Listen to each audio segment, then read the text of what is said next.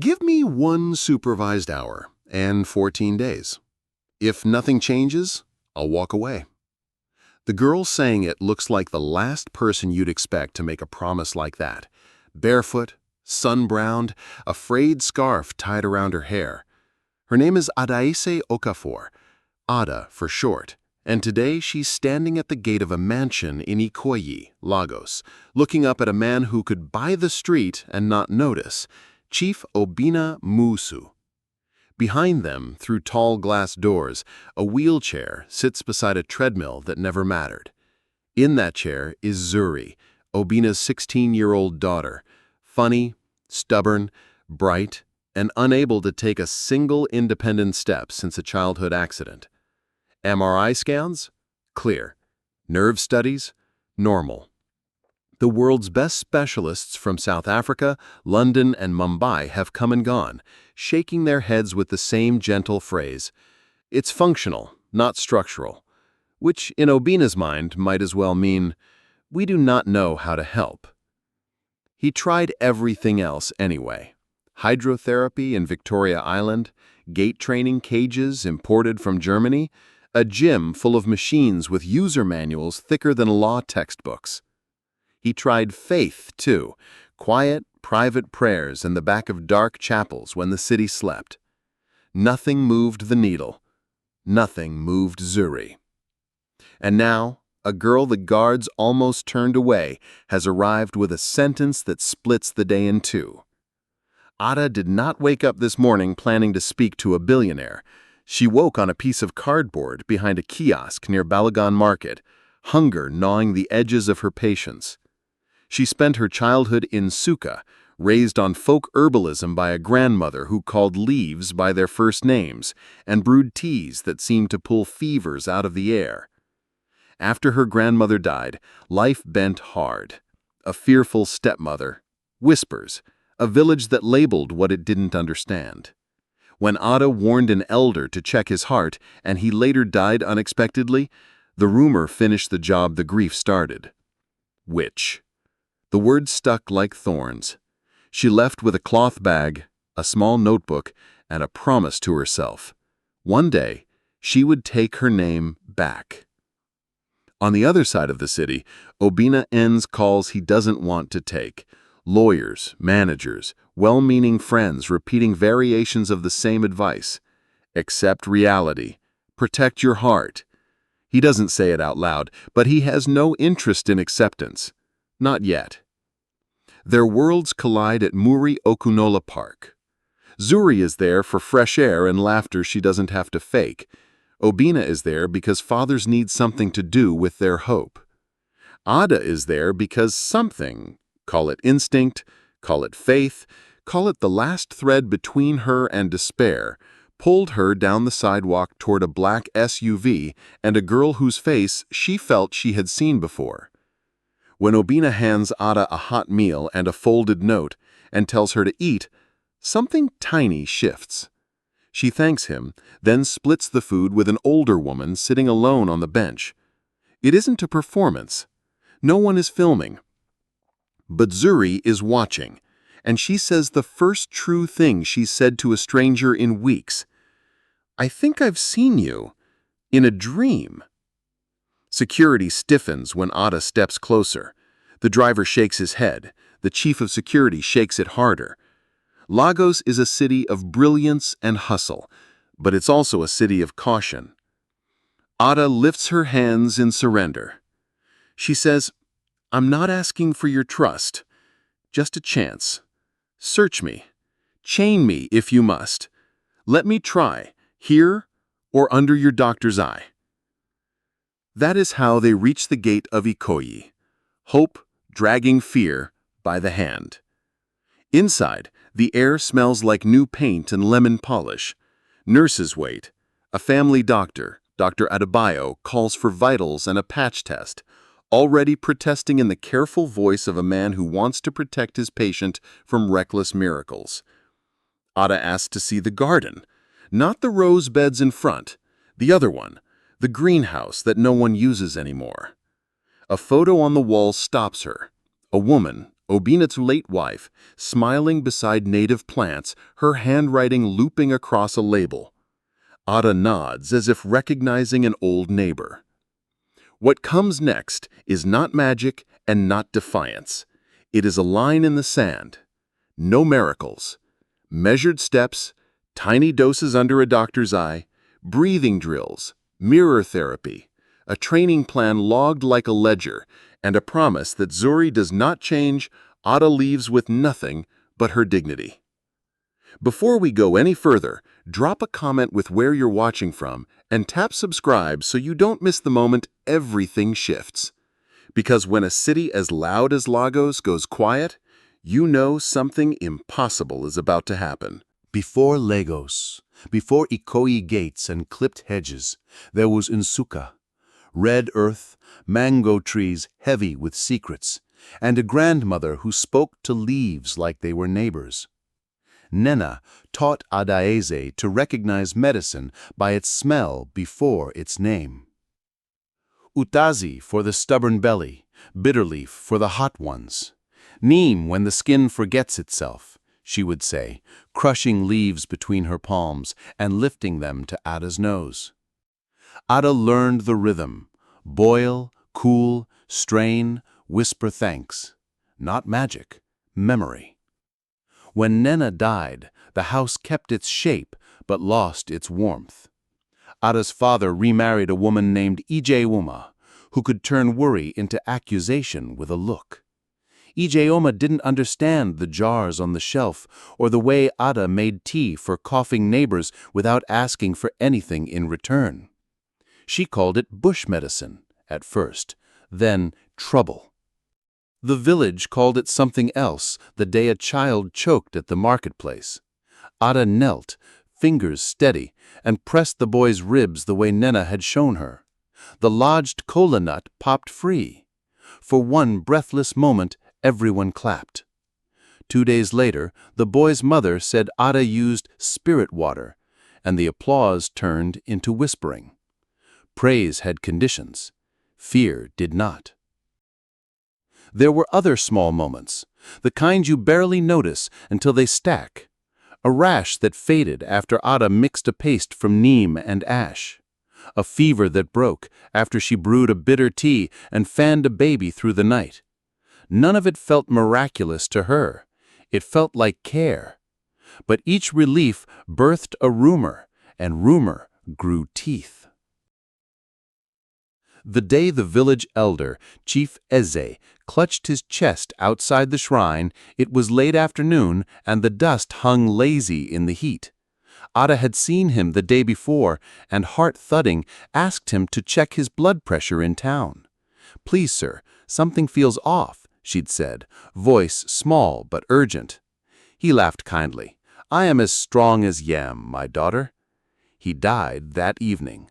Sudden and bewildering, the way some deaths are. Grief needed a direction. It found Ada. At home, Ijeoma cornered her by the cooking fire. "What did you tell the chief? What did you touch?" "Nothing," Ada said. "I begged him to see a doctor." "Liar," she hissed. "You see things in your sleep. You are not normal." The next day, elders came. They didn't shout. That made it worse. "People are afraid," one said, avoiding her eyes. "Maybe you should go to your mother's people for a while." Ada had no mother's people left. Nena was the end of that road. That night, Ada lay awake on a raffia mat and felt the village exhale her. She could leave quietly or be pushed loudly. She chose the softer kind of pain. She packed a cloth bag, Nena's blue scarf, a small notebook, and a bar of soap, and stood in the doorway, letting the house memorize her one last time. Ijeoma watched from the shadows.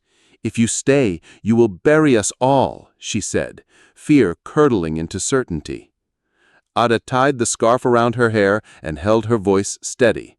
"I will go, but I will take my name back one day." The road to Lagos is half asphalt, half prayer. Ada traded chores for rides, squeezed into Danfo buses where conductors hung from the door like birds mid-flight. slept behind kiosks, woke to brooms sweeping around her. In Balagun Market, she learned the hunger that makes you count coins by feel, and the kindness of strangers who split Puff Puff in half without asking your story. She also learned to keep her eyes open for the small green signatures of life pushing through cracks, plants that had followed people from villages to the city, stubborn and familiar. At night, images returned like tide. A garden not hers, a girl in a wheelchair, a man in a black suit with grief sitting on his shoulders. Not visions that demanded obedience, more like a nudge that refused to be ignored. In the morning, she washed her face with sachet water and walked. Lagos can be cruel, but it rewards motion. Ada kept moving. She discovered something important on that road. It wasn't the leaves that people feared, or even her hands.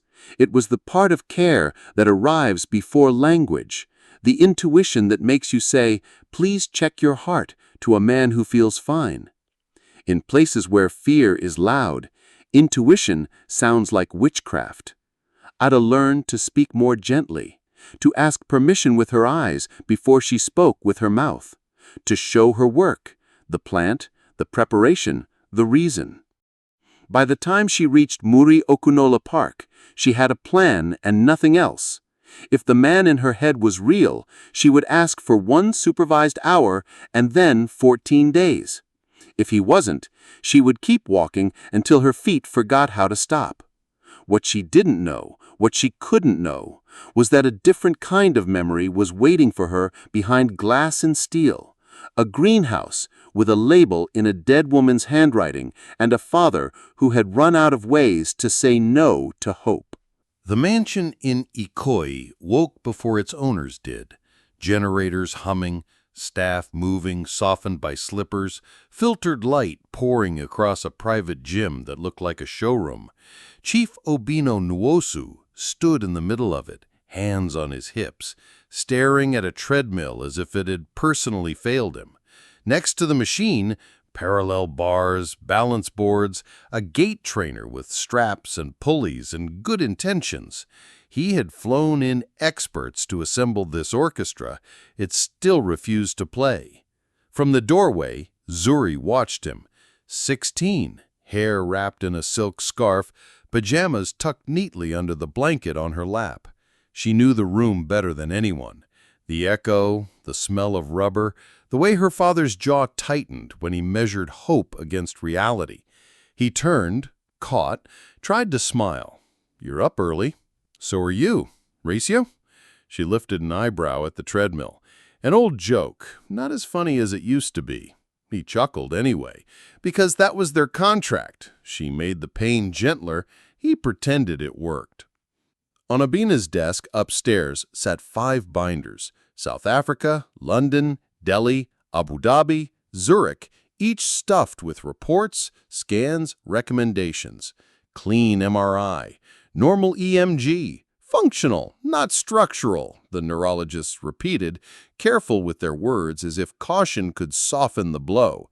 Some suggested physiotherapy plus CBT. Others proposed graded motor imagery, mirror therapy, hydrotherapy, even virtual reality gait training. He signed every check, built every program, clung to every inch of improvement like a man hanging from a rope. It wasn't that nothing changed. Zuri got stronger. Arms that could lift, a back that didn't protest all day. She learned how to transfer on and off chairs like a choreographed dance. She learned to smile with her mouth when her eyes were tired. But the switch, that invisible switch the specialists hinted at, the thing that rewires movement when the body is capable but the pathway is locked, never flipped. After breakfast, Dr. Adebayo came by. He had the kind of face that made bad news sound reasonable. "We can continue the multidisciplinary program," he said, tapping a tablet.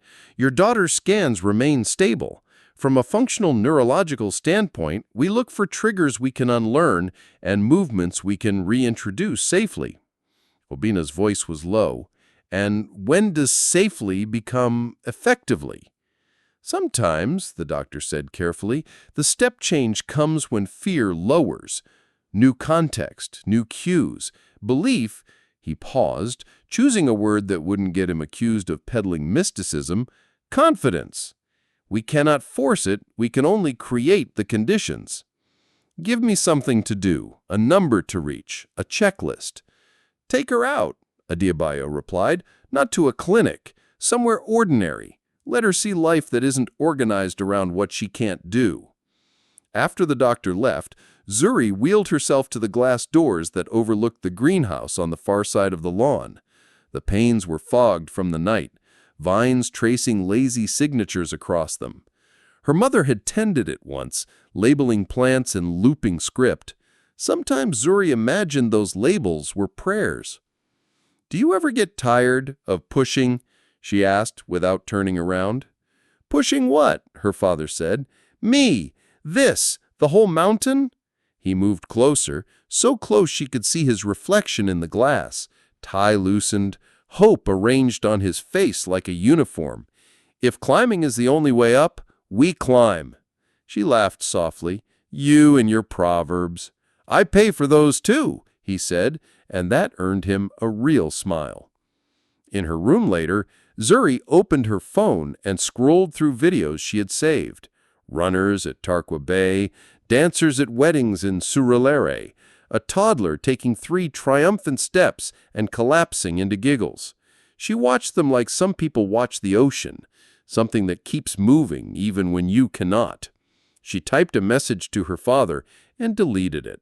"If this is my life, it's okay," she had told him once. She meant it and didn't. What she wanted wasn't a miracle, it was a day without negotiations. By late afternoon, he returned to the gym not to stare at machines, but to unplug them. The silence that followed sounded like a decision. "Let's go out tomorrow," he told her at dinner.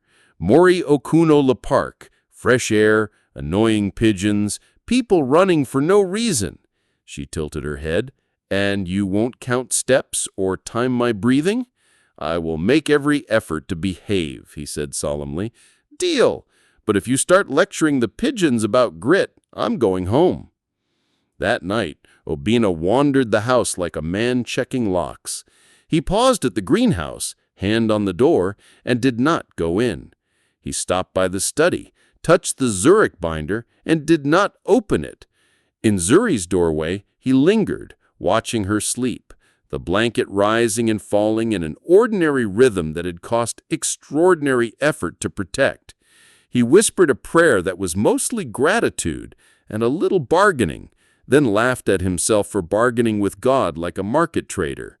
When Lagos finally quieted, he sat in the dark and let the word functional do its slow drift through his mind.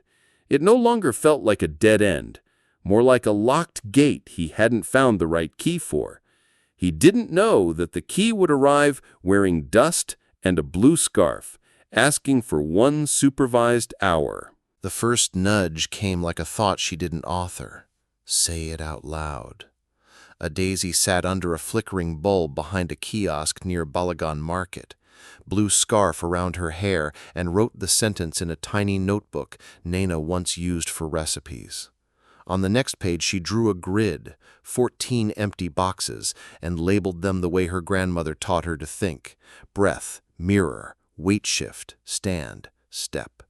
She didn't have a patient, she had a plan. Before Lagos, the images had been softer, suggestions more than orders. A wheelchair beside grass, a man whose suit carried grief like a second lining. But in the city the picture sharpened. The garden she kept seeing wasn't wild. Panes of glass caught the sun behind it. A greenhouse. Nena's voice, half memory, half prayer, threaded through: find the quiet leaf first, calm the storm, then teach the river its path. Ada moved like Lagos taught you to move, purposeful, eyes level, belongings held close. She traded small tasks for coins, sweeping a stall, fetching water, slicing limes for a hawker who sold cold drinks. She watched feet. It told her things faces wouldn't. A woman whose sandals dragged more on the left. A courier whose calves twitched when he stood still. She wasn't diagnosing, she was noticing. The city was a textbook that never closed. One afternoon, a baby wailed in the heat until the sound turned thin. The mother bounced him, desperate. Ada asked permission with her eyes. The woman hesitated, then nodded. Ada warmed her palms, rubbed the infant's belly clockwise, hummed and whispered to the mother to sip water, to breathe slower. 5 minutes later, the crying softened. The mother pressed a steamed bun into Ada's hand and crossed herself. Gratitude and superstition tangled like twine. Rumors always trailed kindness, but Ada had learned to accept the gift and leave before someone named it. At Genkara, a stall of dried roots and leaves stopped her. The vendor, an older woman with henned hands, watched Ada sniff and sort like she belonged there. "What are you looking for, small doctor?" "A root that warms cold feet," Ada said, surprising herself with the metaphor that felt true. The woman laughed softly and lifted a bundle, thick red-brown roots with a peppery smell. "This one calms worry and deepens sleep. We blend it light for children, stronger for stubborn men." Ada couldn't afford it. She memorized the look, the scent, the way she sliced it on the bias. "Do rich people plant it?" she asked, pretending to be casual. "In their show gardens?" "Sometimes. Pretty leaves. Ugly price." The woman winked. "Come back when your pockets say yes." That night the nudge bargained. "Tomorrow, move toward the water. Find the quiet place where rich people pretend it's not loud." Ada knew what that meant. Victoria Island. Parks with grass trimmed thin as patience. She wrote a single line under the grid. 1 supervised hour. And 14 days. Then she practiced saying it without her voice shaking. Morning peeled the market awake, brooms on concrete, Danfo conductors singing their roots. Ada rode 2 buses and walked the rest, crossing Falamo Bridge with the lagoon flashing dull silver beneath. She chewed the inside of her cheek and rehearsed again, out loud this time to the wind. "I'm not asking for your trust. Search me, chain me if you must. Let me try, under your doctor's eye." On Adiola Adaku, the city changed temperature. Banks with mirrored windows, cafes where the coffee cost more than a day's food, security guards with earpieces. She kept her pace even, scanning for a park that matched the angle of sunlight from her notebook sketches. Murray Okunola Park appeared like a page she'd been trying to remember. Lawn, pathways, children running. She stood at the gate and let the sounds wash over her. Laughter, birds, an uncle coaching a teenager through push-ups, the steady squeak of a wheelchair rolling on cement somewhere just out of sight. Ada didn't lunge at fate. She positioned herself near it. She sat on a low wall, adjusted her scarf, tucked her fraying slippers under her, and watched. If the nudge was wrong, she would finish the food she hadn't bought yet and walk back the way she came. If it was right, the man in the suit would appear in the corner of her eye with a girl whose face she already knew. Either way, she would leave with her name. A black SUV pulled up. The back door opened. A girl with a silk scarf and dry humor in her eyes took in the park like she was memorizing it. Zuri, though Ada didn't know the name yet. The driver stretched. 2 security men scanned the perimeter. And then he stepped out, tall, impeccable, shoulders carrying something heavy. Chief Obina. The nudge didn't shout. It nodded. Now. Ada stood but didn't speak. Fear is loud in first moments. It shouts foolish things. She held the notebook with the 14 boxes like a talisman and waited for chance to look like an opening. If the man would look at her, if he would offer kindness to a stranger, she would answer with the sentence that had carried her across miles of dust and traffic. Say it out loud, the thought prompted again. She swallowed, steadying the tremor in her hands. The garden she kept seeing waited somewhere behind security walls and glass. The root might be there, or it might be in her memory, which was almost the same thing. Either way, the first step wasn't a leaf or a brew. It was a sentence and a request for 1 supervised hour. She stepped forward into his line of vision. Muriokunola Park was doing what parks do best, pretending the city wasn't loud. Joggers looped the paths. A vendor rang a bell over bottled water.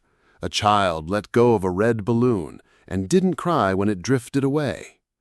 Chief Obina eased a black SUV into a space and stepped out first, scanning like a man who'd learned to trust and verify. The driver, Kunle, unfolded a wheelchair. Zuri slid into it with the ease of long practice, clicking the brakes, tipping her face to the sun. On a low wall near the gate, a girl with a blue scarf watched without staring. Adaeze. When Obina approached the trunk, she stood, not too close, not too far. He pulled out a hot meal pack and a folded note, held both out. "Eat," he said simply. Ada took them with both hands. "Thank you, sir." She turned, walked 3 steps to an older woman on the bench, split the food in half, and gave away the larger portion. No angle, no speech. When she faced Obina again, security had already stepped between them. "Boss, make we move," Captain Musa murmured, palm out. Kunle shook his head with the practiced skepticism of Lagos men who've seen every scam twice. Ada lifted her hands, fingers spread. "I'm not asking for your trust," she said, voice steady. "Just a chance. Search me. Check my bag. Put a camera on me. If nothing changes, I walk away." Zuri leaned forward in the chair. "Dad," she said quietly, "that's the girl I told you about, from my dream. The eyes." Obina glanced at his daughter, softening, and back at Ada, hardening. "What do you want?" "1 supervised hour and 14 days. Kunle scoffed. "To do what? Blow cinnamon on Madame Leg?" Ada didn't blink. "To lower fear and teach movement, breathing, mirror therapy, weight shift. A small herb blend to help her sleep and calm her nerves, under your doctor's eye. Microdose, vitals monitored, ambulance on standby. If nothing changes, I leave. I don't want your money." Musa's chin lifted. "Which herb?" "The red-brown root with the peppery smell. Some people plant it because the leaves look pretty. If you don't have it, we can get it at Jenkara from a woman with henna on her hands. But the plant is not the point. It only calms the storm.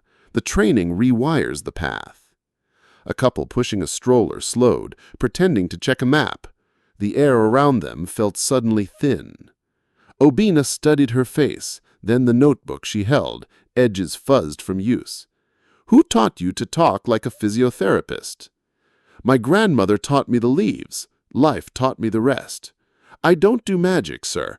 I do small steps until a big one shows up." Zuri's mouth tugged into the beginning of a smile. "I like her."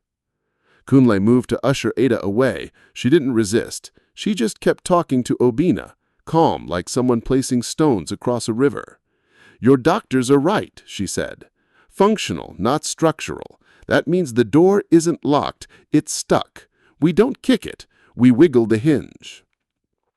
Musa looked at Obina, waiting for the hand signal that ended strange conversations. It didn't come. Obina's eyes had gone to a point beyond Ada's shoulder, to nothing and everything.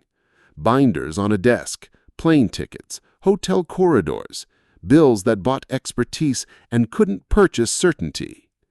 "If this is a game," he began. "It ends now," Ada finished. "Search me." She handed her bag to Musa, a bar of soap, the small notebook, a wrapped piece of bread, the stub of a pencil. Kunle patted down seams and scarf. Nothing. Ada kept her hands up, palms open, like a promise. Obina kneeled slightly to meet Zuri's eyes. "Tell me if you're afraid." "I'm always afraid," she said, "but I'm more tired than afraid." He stood. "If we do this, we do it our way." He turned to Ada. "My house, my doctor, my rules." "Yes, sir." "No miracles," he said, almost to himself. "Measured steps." Ada nodded once like a student, repeating back a lesson. "Measured steps."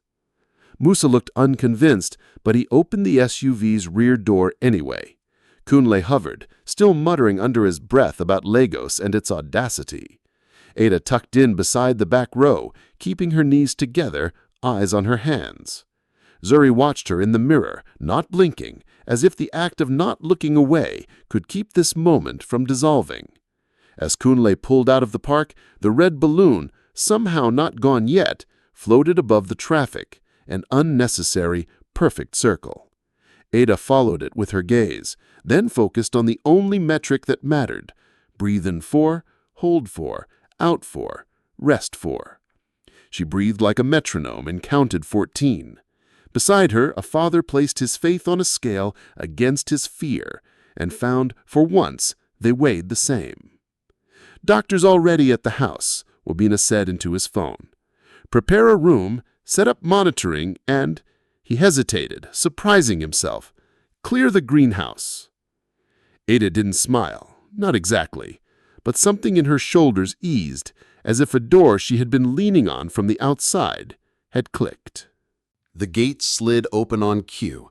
Inside Ikoyi, order had a sound: quiet shoes, clipped radios, the soft thud of doors that never slammed. Madame Bisi, the house manager, met them with a clipboard. Captain Musa fell into command posture. Dr. Adebayo and a nurse wheeled in a portable vitals monitor. No one smiled. They didn't need to. "Ground rules," Adebayo said before anyone moved farther than the foyer. "No unsupervised contact with the patient. We document everything. If we proceed clinically." Barrister Kemi arrived mid-sentence, legal pad in hand. "And we document consent." She looked at Chief Obina. "Parent-guardian consent and the child's assent. Clear language. This is an adjunct to ongoing medical care, not a replacement. Risk disclosure. Emergency plan." Obina nodded. "Do it." They walked to a bright guest room they converted in minutes. Hospital bed rolled aside to make space. Parallel bars positioned. Floor cleared. The nurse, Irene, clipped a pulse oximeter to Zuri's finger, took baseline blood pressure, heart rate, temperature. Irene stuck a QR label on the new rehab log binder and time-stamped the first entry. Ada stood by the door with her hands laced in front of her, eyes taking everything in: the spacing of the bars, the placement of the mat, the angle of morning light. "Search her again," Musa said. He wasn't asking. They did. Bag, scarf, seams, then handed Ada back her small notebook and nothing else. Kemi set up consent forms on a trade table, read aloud the key lines so no one could claim they missed them. Obina signed. Zuri picked up a pen. "I want to," she said, "on my terms." She signed too, hand steady. "Now," Adebayo said, "show me your plant." Ada glanced at Obina. "The greenhouse, please." They crossed the lawn. Glass panes caught the sun. The air smelled of soil and quiet. Along one shelf, handwritten labels from a steadier time: mint, lemongrass, fever grass. Ada halted at a corner where a modest vine threaded up a trellis. She rubbed a leaf between fingers, closed her eyes, exhaled. "This calms the storm," she said. "Red-brown root, peppery smell." She parted the soil gently, revealing a thick, knotted rhizome. On the pot's rim, a faded tag in looping script from Mama Nwosu's native garden. Obina swallowed once, hard. She loved this place, he said to no one in particular. Back in the prep kitchen, Ada washed the root, sliced a thin bias cut the way she'd seen at Jankara, then paused. "Patch test first," Adebayo reminded. Irene dabbed a tiny dilution on Zuri's forearm, waited 15 minutes, checked for redness. None. "Microdose," Adebayo said. Ada set a sliver in hot water, steeped, strained. No sweeteners, no theatrics. Irene drew up a measured teaspoon with a dosing syringe. "Vitals rolling," Irene said. The monitor ticked a calm rhythm: HR 78, BP 10870, SPO 299. "Ambulance?" Kemi asked. "On standby," Musa replied. "LUT route clear. Driver briefed." Ada looked at Zuri. "Sip. No rush. Breathe 4 in. Hold 4. Out 4. Rest 4. We're not chasing magic. We're teaching your body a different story." Zuri sipped. Bitter, peppery, not unpleasant. She handed the cup back, pulled her shoulders down from her ears, and matched Ada's pace of breath. "Now the work," Ada said. She flipped open her notebook to the grid. Breath, mirror, weight shift, stand, step. Adebayo raised an eyebrow. She slid the book to him. He scanned it. It wasn't jargon, it was sequence. 15 minutes mirror, he said. We'll log reps. Irene rolled in a mirror box improvised from 2 dressing mirrors. Zuri watched the reflection of her moving foot while the real foot rested, tricking the brain into borrowing a pathway. Ada counted. 1, 2, 3. Not like a drill sergeant, but like a metronome. Every 5, Irene annotated the log. Every 10, she glanced at the monitor. They rotated. Breath work, ankle pumps, gentle weight shifts with the parallel bars, a standing trial with a sling harness just for seconds, then down again before fatigue could write its own rules. When Zuri's hands trembled, they stopped. No heroic collapses, Adebayo had said. We end sessions before success turns to setback. Midway, Kunle stuck his head in. Press outside the gate, he warned. Someone talk. Kemi moved quickly. No one posts anything. If they knock, we're not home. We'll prepare a statement only if we have a statement to make. Doctor, we keep camera on? Musa asked. Yes, Adebayo replied, for liability and for learning. If it helps, others should copy the protocol, not the rumor. They broke for water. Zuri leaned back, sweat on her hairline, eyes a little brighter. What does it feel like? Obina asked quietly. Like... The room got lighter, she said. Not my legs, my head. Ada nodded. Good. We're not waking muscles yet. We're lowering fear. The body doesn't open when it thinks it's under attack. Irene took note of a small, almost imperceptible toe twitch when Ada named the movement for Zuri. They didn't make a scene of it. They circled it in the log with a small star and kept going. Before sunset, Adebayo called it. Day 0 complete. No adverse reactions. Sleep hygiene tonight. Dark room, no screens after 8, warm shower, another teaspoon before bed.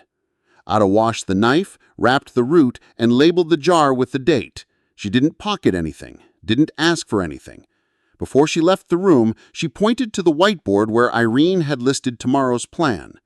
No miracles, Ada said, meeting each pair of eyes in turn. Measured steps. Obina exhaled like a man who had been holding his breath for years. Measured, he agreed. Outside, Lagos began its evening chorus, horns, generators, a muezzin far away. Inside, a small team had taken a rumor and turned it into a protocol. Day 1. The house learns a new rhythm. Vitals board cleaned, markers uncapped. Breath, mirror, weight shift, stand seconds, rest. Ada cues the metronome. In 4, hold 4, out 4, rest. Irene annotates times. Dr. Adebayo watches form, not force. A teaspoon of the red-brown root, documented, signed. Tiny toe twitch when Ada names the movement. No one cheers.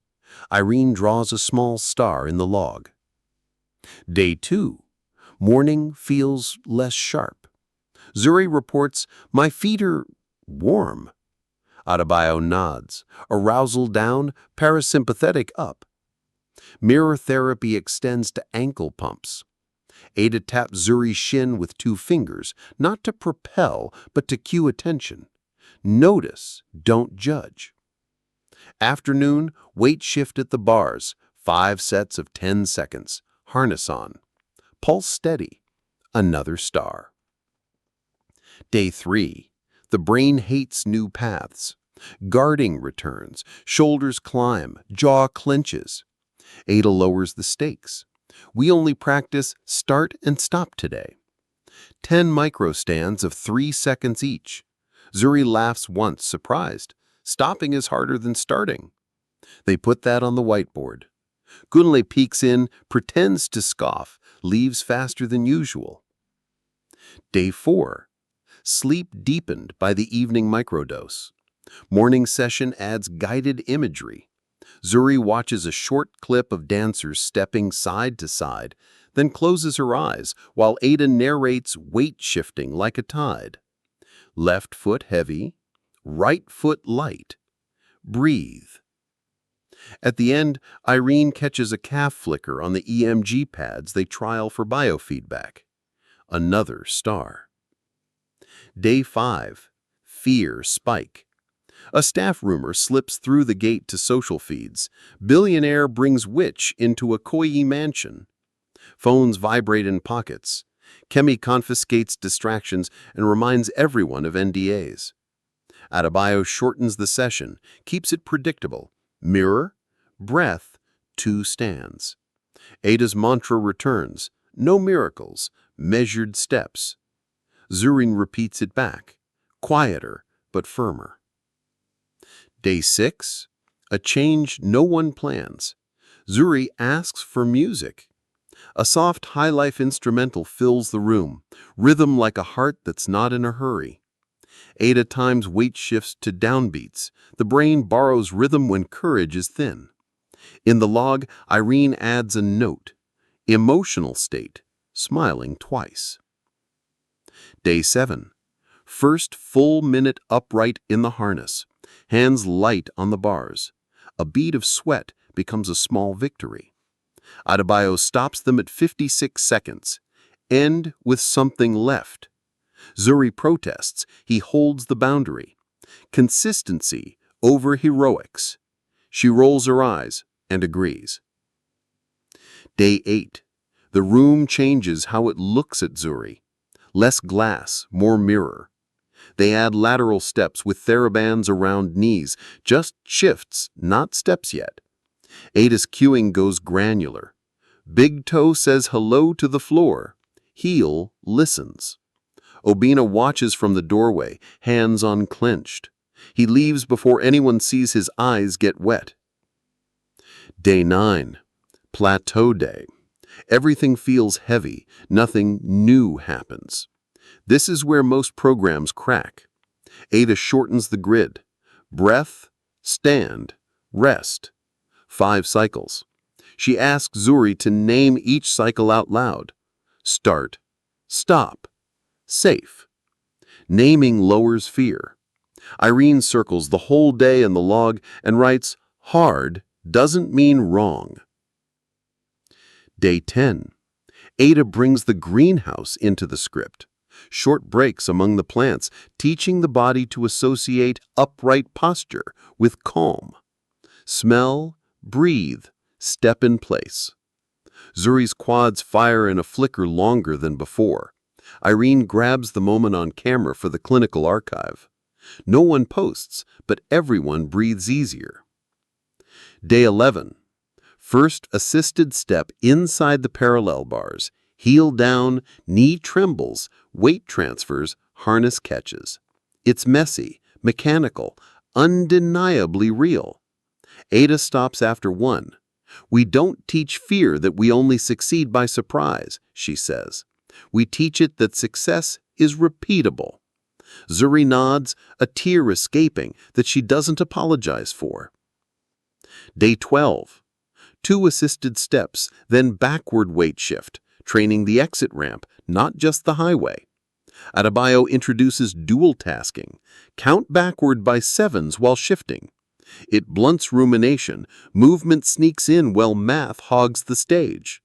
Zuri stumbles once, laughs, and keeps breathing to the beat. Day 13. Harness off for the first time. Only at the bars, only for 5 seconds. Hands hover, not grip. The room holds its breath and then remembers the rule. They end early and celebrate with tea in the garden. Obina brings 2 stools and doesn't sit on either, hovering like a man who doesn't trust chairs anymore. Zuri bumps his knee with her wheel. Sit, she says. He obeys. Day 14. The montage slows. The camera hears more than it sees. Palms on steel, the whisper of socks, the metronome of breath. Zuri stands between the bars without the harness, knuckles white for a beat, then loosening as Ada cues. Soften the jaw, drop the shoulders. Big toe hello, heel listen. 1 assisted step. 2. On 3, Ada barely touches Zuri's forearm. Contact as cue, not support. The log gets 3 stars, the team gets silence, the good kind. Adebayo caps his pen. We stop here. That night, Legos hums under the windows, generators, distant horns, a muezzin threading the dark. In Zuri's room, the whiteboard is crowded with small victories. No epiphanies, just evidence. Obina stands in the doorway longer than usual. Zuri sees him and says, not as a joke, not as a dare. Don't help me. He smiles. Measured steps. He turns off the light. The camera above the door records nothing dramatic. A girl sleeping, a leg shifting under a blanket, like someone dreaming of grass. The story escaped the gate the way stories always do, through a pocket, not a press release. A blurry photo of Ada in the greenhouse hit WhatsApp before sunrise, forwarded with captions that grew teeth as they traveled. Billionaire hides witch in Ikoyi. Girl mixing juju in rich man's house. By noon, the compound's intercom was a metronome. Cars idled by the curb. Microphones appeared as if grown from the pavement. Barrister Kemi carved a path through the foyer with a voice that could part water. No statements, no comments, no posts. Anyone found photographing inside is gone today, paid tomorrow. Captain Musa suspended a junior guard before breakfast for accidental filming. The message landed. Online, 2 hashtags fought like brothers. Hashtag let her walk and hashtag protect Zuri. A pastor live-streamed from a ring light, warning against mixing darkness with light. A popular vlogger framed it as class warfare. If a rich man believes a street girl, what are we poor people missing? Even a traditional healer demanded access for balance. Kemi's phone burned in her hand. In the rehab room, Dr. Adebayo closed the blinds and kept the schedule. We don't feed rumor with chaos, he said, tapping the whiteboard. Breath, mirror, weight shift, stand. Iraine turned off her personal phone and set the clinic one to Do Not Disturb. They worked in a frame small enough not to crack. But pressure doesn't only knock at doors, it sits on chests. By day 10, Zuri's hands shook more. Her jaw had to be reminded to unclench. The toe flickers came slower. Fear had found a way back in. Not fear of falling, but fear of the world watching her try. I can't hear myself, she whispered after a short set at the bars. It's like they're in the room even when they're not. Adebayo considered a pause. He knew stress can harden pathways you've just softened. We can hold 48 hours, he told Obina privately. Let the atmosphere cool. Obina looked worse than the day they started. He had slept in pieces, prayed in fragments. He had watched video clips of strangers debating his daughter's body like a policy. If we stop, they think we stopped because they were right, he said. If we continue, we carry them on our backs. That evening, Ada packed her notebook. Kemi found her by the kitchen door. What are you doing? Leaving before I become the point, she said. Her voice was calm, but the edges of her scarf trembled. You brought me here for Zuri, not for Lagos. If my presence is now a weight, remove the weight. Kemi didn't answer. She led Ada to the study where Obina sat with the blinds half open, Lagos sunset slicing the room into warm and cold. I should go, Ada said, before anyone asked. No, Obina said, too quickly for a measured man. He caught himself. Unless the doctor says we must pause. Adebayo folded his arms. I don't prescribe surrender. I prescribe conditions. He held up a finger. 1. We change the context, sessions partly in the greenhouse and partly in the rehab room, to pair upright posture with calm environments. Second finger. 2. We control information. No internal phones, security cameras archived for clinical record, time-stamped logs for every session. Third finger. 3. We reset the narrative. When we do speak, we say protocol, not miracle.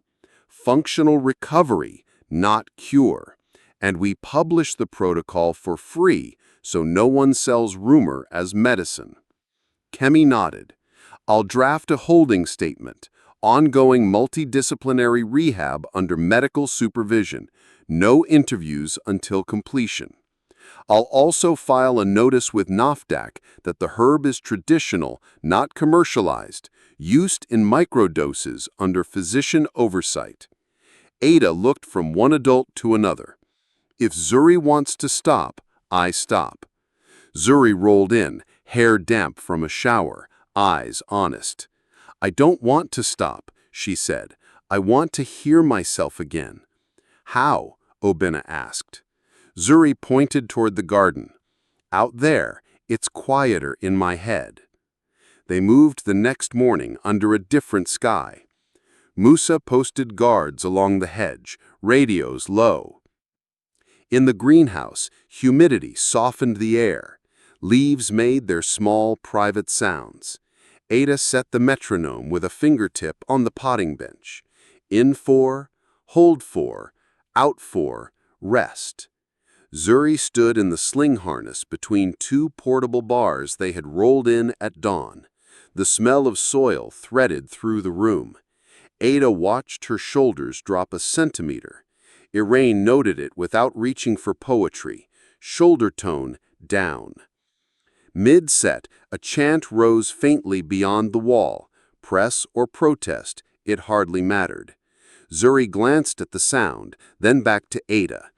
Name it, Ada said. Noise, Zuri answered. Name this, Ada said, touching Zuri's forearm lightly. Choice. They continued, small stands, short sits, fewer words, more breath. At lunch, Kemi released the statement.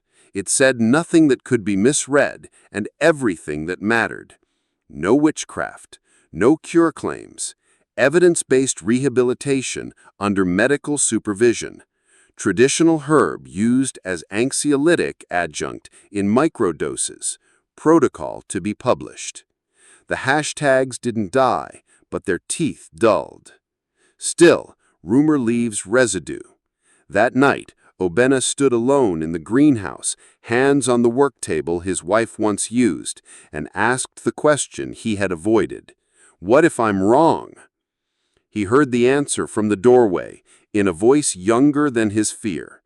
Then we will have failed the right way, Zuri said, with notes someone else can use. He laughed once, the sound breaking and then mending. Who taught you to talk like a board chair? You pay for those too, she said, and they both smiled.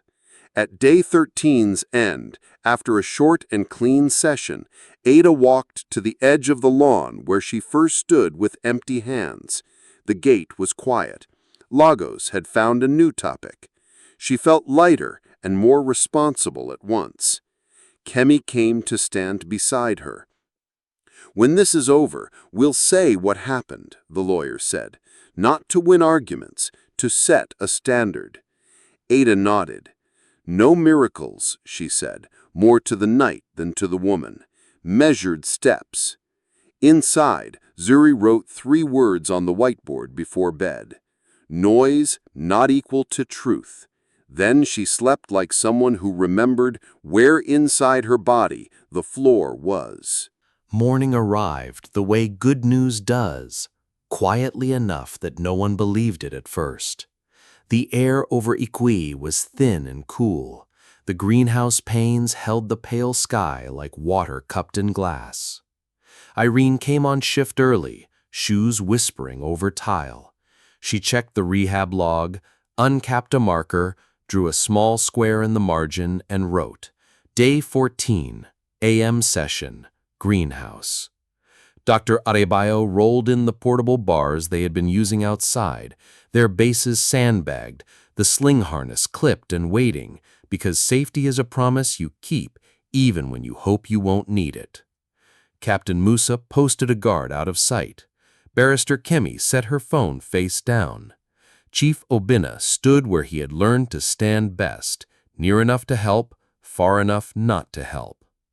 Zuri arrived with her hair still damp from a short shower, the curve of sleep ironed out of her cheeks. She looked at the bars like a swimmer looks at a familiar lane.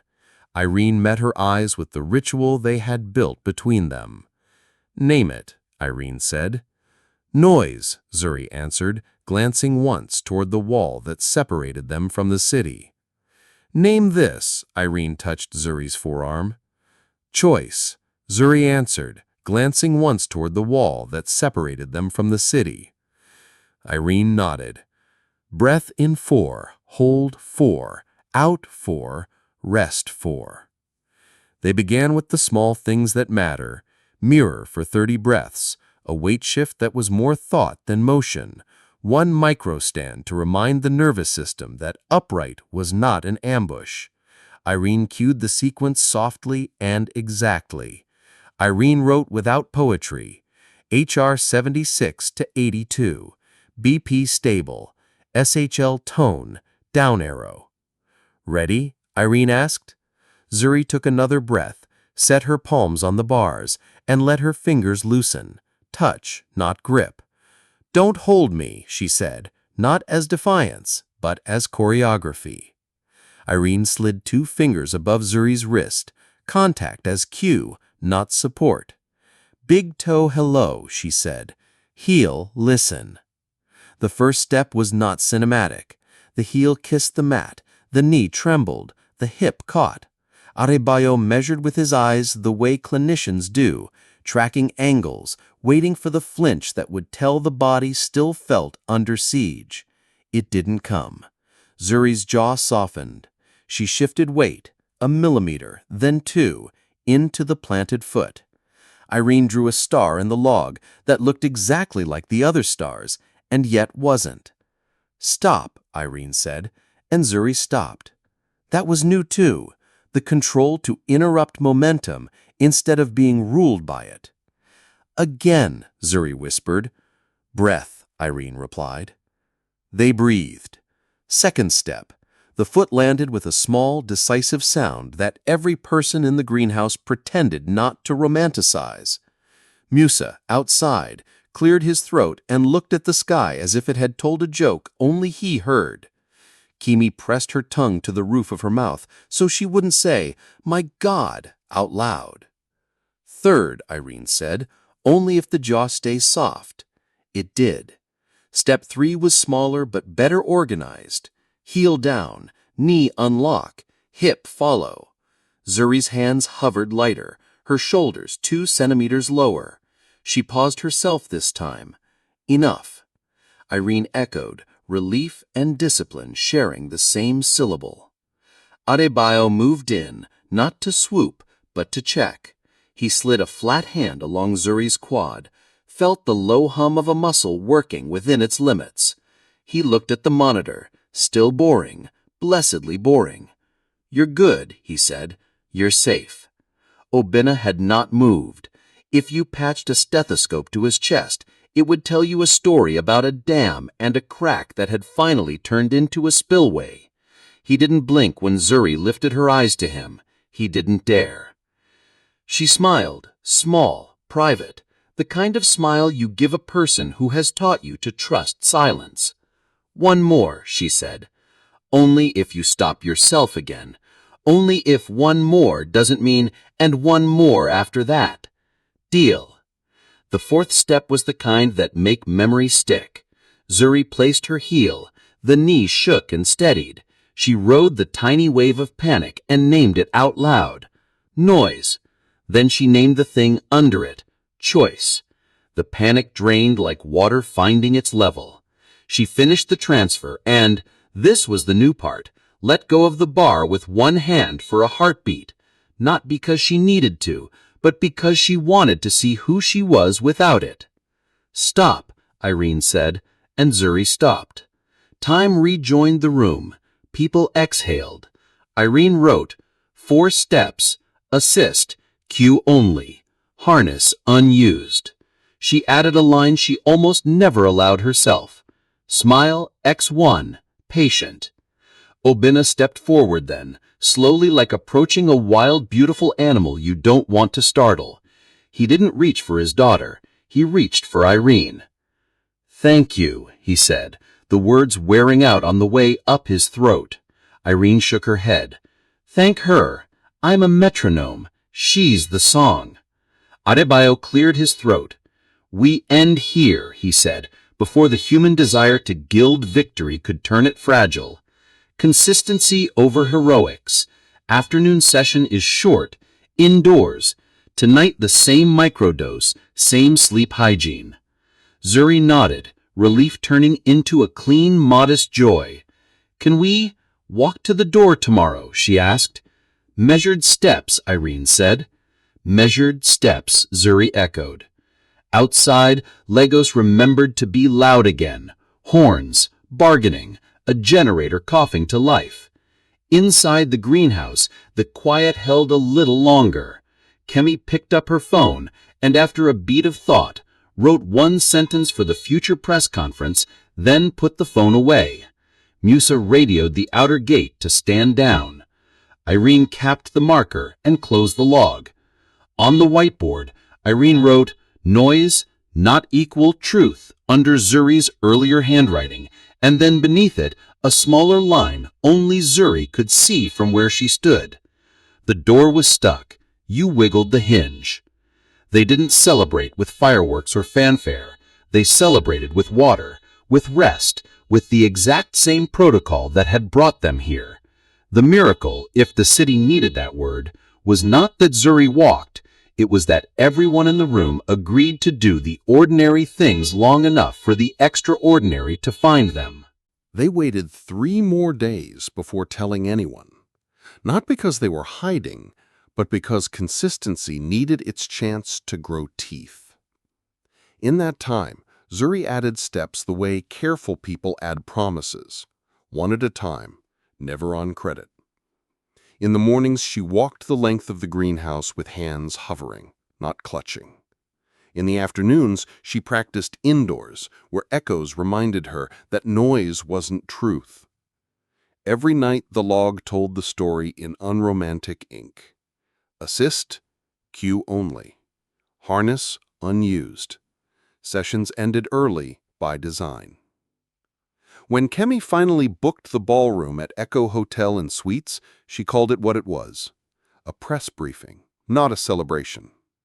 The invitations carried language that had passed under Adebayo's pen and over Musa's shoulder. Evidence-based rehabilitation under medical supervision. Adjunct use of a traditional herb in microdoses. Protocol to be published free of charge. No mention of miracles. Plenty of room for work. Cameras multiplied like flowers when the lights warmed. Chief Obinna stood at a lectern with papers he didn't read from. For years, he said, we chased answers with money. Money bought access, not certainty. Then a stranger asked for 1 supervised hour. We agreed to measured steps, not magic. He gestured to Adebayo first. The doctor explained FND in plain English. Scans clean, pathways stuck. Movement retrained with breath, mirror, weight shift, graded exposure. He showed a short time-stamped clip from the clinical archive. A toe twitch, a first stand, the bars, the breath. No soundtrack, just facts. Then Zuri walked out. Not a runway walk, a 14-day walk, organized, deliberate, jaw soft, hands hovering, eyes steady. The room forgot how to breathe for 2 beats, and then remembered. Flashbulbs popped. Somewhere near the back, someone said, "Thank you," and didn't specify to whom. When it was Ada's turn, she adjusted the mic like she'd been taught and didn't step forward any farther than she had to. My grandmother taught me plants. Doctors taught me words for what the body knows. I am not a witch. I am not a miracle worker. I am a metronome. She looked toward Ada. She is the song. A reporter asked the question that had chased them for days. So what exactly healed her? A protocol did, Adebayo answered, and a family's discipline, and a city's willingness, finally, to lower its voice. Obina announced the Adaeze Fund, scholarships for rehab aides, grants for FND programs, community workshops to dismantle witchcraft accusations around disability and difference. The full protocol PDF went live during the Q&A. No paywall, no consulting fee. If you can copy anything, copy our rules: supervision, safety, logging, and humility. The next week, Ada went home the way all true helpers do, without a parade. She didn't return to Nsukka to stand triumphant in a square. She returned because names belong where they aren't whispered like warnings. Word had traveled ahead of her anyway. The same neighbors who had turned their faces away now turned their chairs toward the small TV in the barber shop and watched her speak in that measured voice. Ijeoma came to the church hall where the Adaeze Fund held a community forum. She didn't sit in front. She sat near the door, hands twisting the strap of her handbag. During the Q&A, no one shouted. They asked questions like people who had learned something about what fear can do to a village. When it was almost over, Ijeoma stood. She wasn't theatrical. I was afraid. I called a gift a curse. She did not ask forgiveness as performance. She offered it as repentance. Ada listened, then nodded once, the way two people agree to start a hard task on a Monday. I wanted my name back, she said gently. Now it can be yours to say right. Back in Lagos, life insisted on being ordinary. Zuri missed a step and didn't break. Adebayo shortened a session on purpose. Musa returned an overeager reporter's call and said politely, "We've said what we had to say." Kemi built a firewall around the family's inbox and then went home to sleep.